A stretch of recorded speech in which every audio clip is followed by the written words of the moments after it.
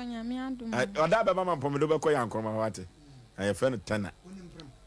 Onimprem.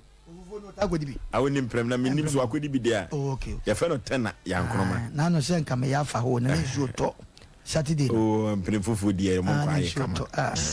So ba ku bi wo fomo. Ketwa bi. Ayi enkwani sinchen. O sebi peteso no ana ba bi ewu. Saturday nye ya ka me tuka me akoda. Ka me akomprem. Because we funu aka. Mpene fufu. So ko bi. Eti enfa se e fe de be na hotwe. Ye pon ya nu na ko koda ho. Po ko bra. O ne da ufu de ye. Bibi anya nsi ma po bi fufu aba. Ufu de ye. Noju. Ufu de ye. Oh yeah. Me ba na ma me da ma fo fi kuma se bedi se. Oh yeah. Oh yeah. On se kane no ye na ye papa no moto da me a. O to kwakwa so hwia mo mu he. E se nkwan mo hwam. Awuram nam. Awuram nam. Okay. Agroya da na de sa kwantufo. Ma me mo akwa aba. Yeja. Empom te say. Nyame adum. Udin de say. Pacho efrem humility. Humility. Obrofo din no. Pacho. Ufri he na ba ye. Pacho me free north. Ufri north. Pacho. Na ufie din de say. Efrem emina ofie. Emina humility. Wakosam ne san ya wo de abeda ye say yenkomoa. Pacho de oho ne say. Na me ko school wo north. Die be school. Government school. Eye primary JHS ana SS. Ne JHS. Okay. Ena teacher ni bi wo honom na opem. No odada me say obehwe me amama ko school. Teacher ni din de say. Pacho efreni Atiga Emmanuel. Atiga Emmanuel. Pacho an. Yanto aso. Ena odada me say obehwe me amama ko school. Ti me twere wi a obeboa me. E wo JHS wo. Pacho an. Na wadi mfie say. Pacho na mo 16 years. Under age. Na teacher ni so wadi mfie say. Onu mfie dem pacho mini. Wo susu sese kari hwa. Wadi mfie say. 30 de me shows we. Ai under age. Yentio. Pacho no odada me sa na ja. Nyinsen bae. Ah? Nyinsen bae. What ase ma no? Pacho an. Ena nyinsen bae. Nti nyinsen bae no. Ye friend papa mo friend no. First one mo di kan friend wa ama. Second one wa ama. The to third no bae. Nti obae no mo busa no no o se nyinsen no enye ne dia. O se nyo no nanyem. O se enye ono. O se enye ono kra na nyem me. Humility na answer na wonne sa teacher ni no ebetwempra no wahunu be mapen. Pacho de bi on e break him. Atega no. Pacho an. On e break you. Pacho an. Eti nyinsen no oje. Pacho wanje. Yentio. Wanje nyinsen no. Ena e ma me ko o mu fie. E ma ne ma me ene ne bra. Omo pam me e de me sa ba fie. Senyinsen nye omo ba ne dia. Na omo ba ne teacher ni nti. Ena me sinyinsen ne omo ba ne dia. Na nye omo ba ne dia. Ya mahu se ne ba no osika enti na me si nyinsen ne ne ba ne dia. Eja ena ma me jemi. Ena o hwe me na me wo ye o ma mba 1000 po o ma fama. O mama sa na ma me hwe ya na akula benya 5 years. Akula ni nya 5 years wie ena o mo ba ise an. Akula ni o mo ba na o mo ba abeje no. Ah. Akola nya 5 years de afedi o mo ba sa akola na yo mo ba. Ai o mo ba abeje no. Na wonyem ye no o ma usika kokọ maternity ene wo ye nyina wo hwe wo. Pacho de bi 10 pesos mbo. Ansa na odi mfie numu no hu se ne bana no. Pacho. Ukru no tribe be no ye. Pacho ekusasi ni. E na wo so e. Me egu mani. Ah. Aya samu. Enti school ho no ankasa no na wo class say o no twempran. Pacho na me wo fontra me ba betwere. Na mba be wie school 2016 na ka me wie JHS. Enti want to me antwere so heni bi. Pacho de bi man twere e na me kwo wo ye 6 months. E na me sa ba school nti me ba o mo sa de me ko JHS 1. E na me sa start ye sa time no da so school mu ho. Enti me ba no achi me no abo me sa o te me bu me ma me na nyina pai.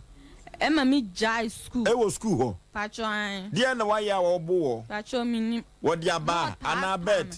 aba pa hu aba na nye easy o de abome san se ma me de akura ne ba mpo na so ma break na se me kwa akoma akura ne nufu a me ba no achi me no abome kama e ma me ja school e na me ko sehi e na me ko twere e na me nya ye ho no school e na me start here e na me ko fie na me ko nti omo ba ji akura no po o ma mbo mama ne omo ye ready no ansan ye bibia a de be chi ama ọma akwa ji akula no ensan omo no ansan ye dai pito so ọmọ ba be amamre na ọma fa akula no omo no anam kan pito ne ho pacho debi omo be nom ne sa pacho an pito no do om de bet ya tum no ama ono ma utimi bo no bi pacho an kama ene so omo nom de awan hwe ya de ombekeka no anya papa sa enti na ya na dwumpo na me frɛ na me se me fra chi amame ena maame se onu de onim ba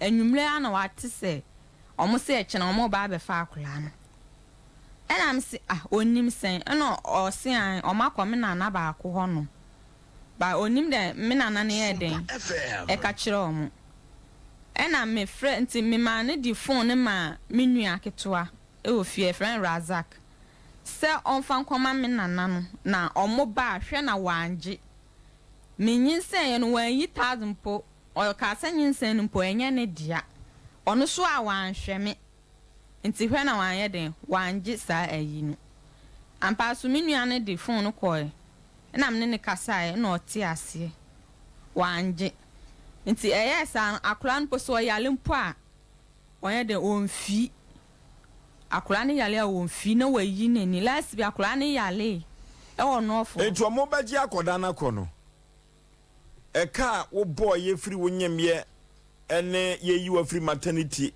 ene wo bedi sa emfie num no omutu ya wo kana pacho David 10 pesos mpo omo je ne ko sa pacho omo nyanje akula no omo nyanje no pacho no okay omo ntua 1000 tie se akola no we pacho akula no ne nyina na ne wo nof me na me wokuma ase ena papa ketu afri mu ena me bai ayie na akura npo no ne maame na na ede eti enti me ba ayie no ena me bla ba ko no ho mfa no ena maame so oyede oba behwe na okuma ase ha ofen so ena akura nso watena maame ho ache enti maame ko no na akura na isuso obedi maame achi akọ ena maame di akura na ede eba ofen so enti maame di akura na ba ofen so akura na be yale Emma omo de no ko clinic miensa nyina anye ye no osuse ni yem ene e ba amase nti o e ba amase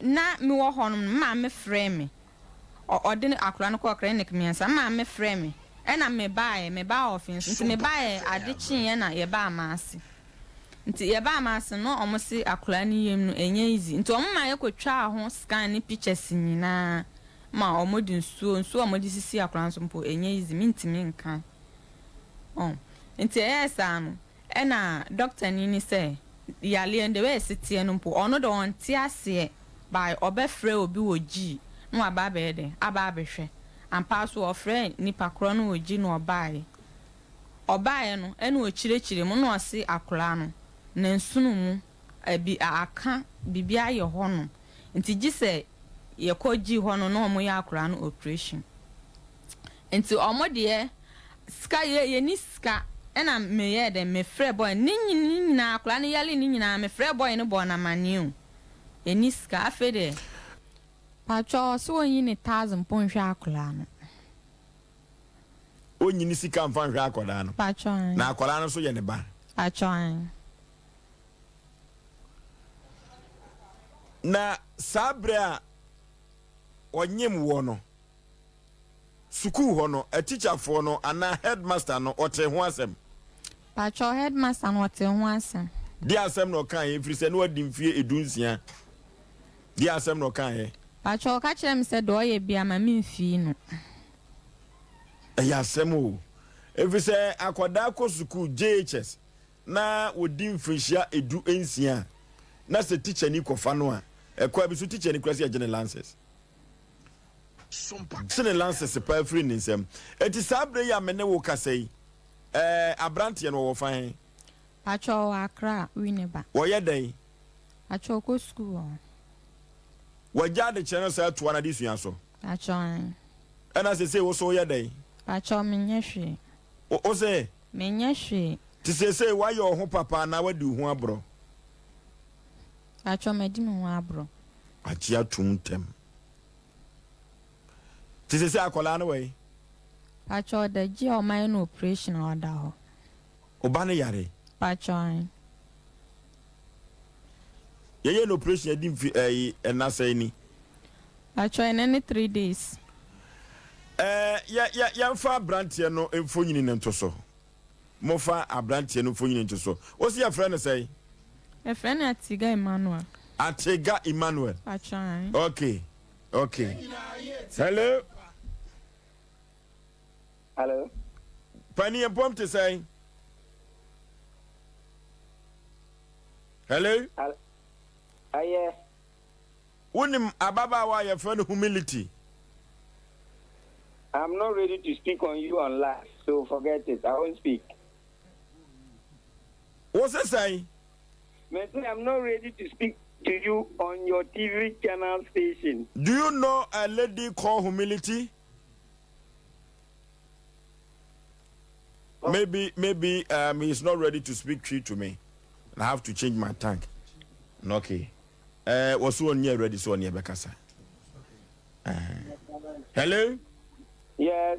Do you know the lady I'm talking about? Humility.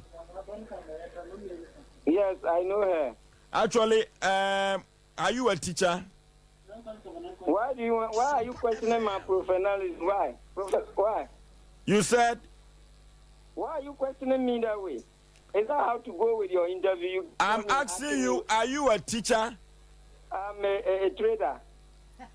You are hot. I am trading. Okay, no problem. Do you know the girl I'm talking about, humility? I don't know humility. I know humility, no humility. Okay. Ekwa bi so no akwa no omune ho. Na e was say Ghana Education Service. Emma yehwe na abranche we emra ne di. Every say omuade. The guy what's your friend say? I don't know. Atiga. Actually the guy he doesn't respect himself. Etimunya life man. Producer you free so. And simply say yana ma fake at your bemo. Onu abese omo say do e bia mo say ma mini di atam. Ya na and somehow teacher near wo akwada wadi 16 years. Wo tse na de. Wa kwanyim no ase ni suku. Akwada no say kura no oso wonye hwe. Ama wo toa wadi sua so yebusa say wo ye teacher ni are you a teacher? Wo see a trader? Oh, I see. What's what you did ni? Wagu kusasi for any mase. Wagu kusasi for any mase. Anti sa kwa we no, we will make sure say and can crown one yebeko. None certificate or the child ye free nisem. Because minim the head teacher no, set teacher ni akwanyema kwada wadi emfishia edunsia. Head teacher wan kahwe.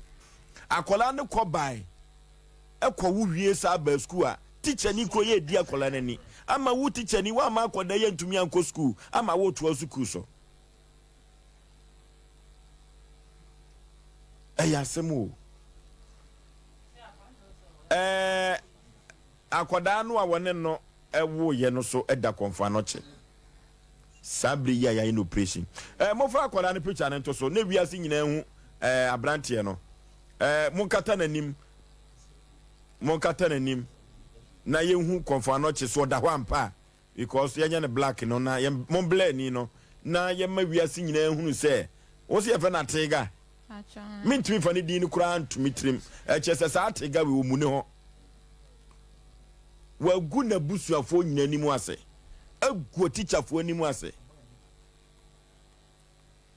akwala ne da konfano che ya in operation Atega Emmanuel akona dimempo o nyina ye tie SOMPA wo ye teacher no o se me trader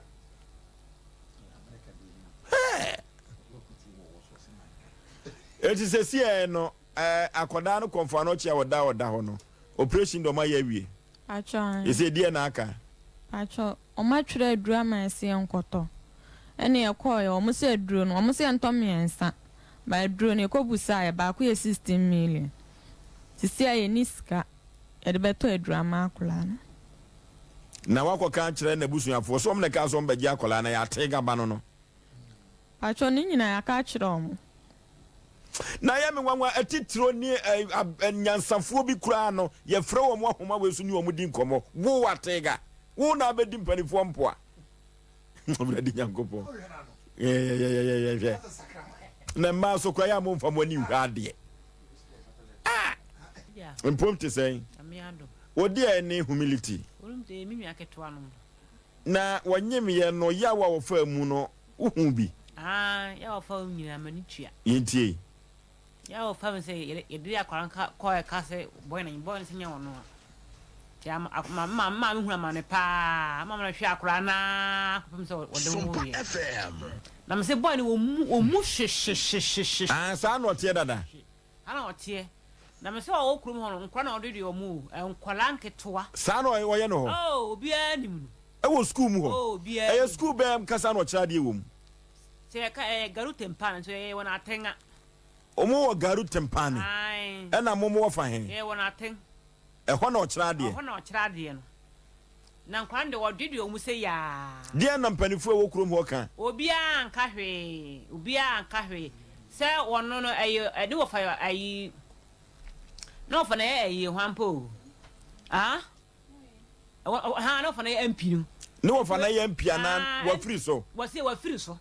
ise ne ho se wa free so anti o me bibia na o mo nani ato no nti na o ma jai so hu politicians no to me bibia na o mo nani ato no set aside ya so hu politicians no etina ne wo fa ye MP nti no sebe produce ansam fu bia ye nya na manini wo di bia na mo se ni wo fa nti na o ma jai bia manaka boy nde me se duwa wo di wo ho no mo no wo di nkra ne se ya enso bia ntimi nka hwe enti unwa ika ho one e ma se na wo nde mintimi nkan ende mintimi nkan kra na chese do ye no ho ano no duwa wo di ya no oya wo so bia ntimi no wo ka fon sa unso won se nipa so no se de wo hwa mtihu asa wo sa adua wo nwuram me hwere ni ma asa wo sa adua wo si dua so sana me hunu o di onwa kunu no to bo ase ebi ya no sa apɛ no to bo ase wate ye hakura wo pon so wo fɔko ye nyina no ye yemu awade oba na oka so pɛ no kura no a ye be kan bom na me kura me ma no nye yi o so se de o sa adua o si dua so bebe me to mo kwa me wa adu bi wo ha ya me hunu na me hu sa boy ni ni o betumi atokodu ama no ai o tukodo na wo huro sifo na wa fa entima me abra mode kwoto abrantie na busuafo anim no de na omo kan me si bile ko nyima hinye metan kra nyima hi kra nyima metan sa oba tan wonu sa oba tan we oba tan wonu sa busome nkono awo ya en konfa na ni kra to bibi kra na ko wonjenye se na nko hwe wanjenye se no wan fimpo maame no na boy nko hunyima hi ko sa maame no o no hunyima hi kra se na boy no mpo akwa ye nyina ya frama besinne kam kwan frama so say oh benana na ho te sen e besinne kam am kwan frɛ emusa say menana na ho te sen e besinne ma me ntimi frɛ to omunim si ayo okola no operation omunim pa ama boy kwa me frɛ wa boy ka kyem say ai o ma me se ma na ma ho boy ka kyem say o ma me se ma na ma ho no ma ni nsi ho nyina ye tie sompa ampa boy so nsi ho besinne wo from to ono yasimre bi ko mbaji akola no ai muka so mbaji no adenti na say esemfo o mo na say o mo na sem bia na o makata so na wo ye de ni asem me yesrem ni nso semfo o mo nka no kore bebe no kore da no o mo nka adenti sa de say o mo ka mo say munya ya busua nti asem kwa ti se wa dreams pa so wo ka me ka fo mana kire ma wo nyi bi ba nka bi ma o me ya jama nka jamana kasa na donso na how obahware wo wufun no wo de pressure sa obahware wo wu sa ade how a unzo ade how ka kire panyini bi a obeboa wonye obi ma na e ma na mmoa wo si abrantie na ne wo fa ye MP wo ho ai aban de hen so abre so ado wo so sie yi de wo so sie ne ena ye ne wo fa de wo tempane de wo tempane wo fa sato na ye ka e fa de wo tempane ne wo fa sato na ye ka MP o ti so sie yi se wasi form aha se wo na ye form a se wasi form okay aha ye ne wo fa ase pa ni sister pa mama ko papa ba ko eba asa na me kan wo ne kwa yi nwa wono ne ba ni sister pa ba asa na ye kan wo mu o mbushi me ko be hu ba ko wo mu da kwa se kwa bi da ya abranti wo mushi sa no de yenkola no kuro mo na no fiance preko no o mushi duwa wo dia no na me si yo so se bi ntimi na mere ne ba ha no me tin inshallah bi betimi ni wa ha okay gidie ni wo mu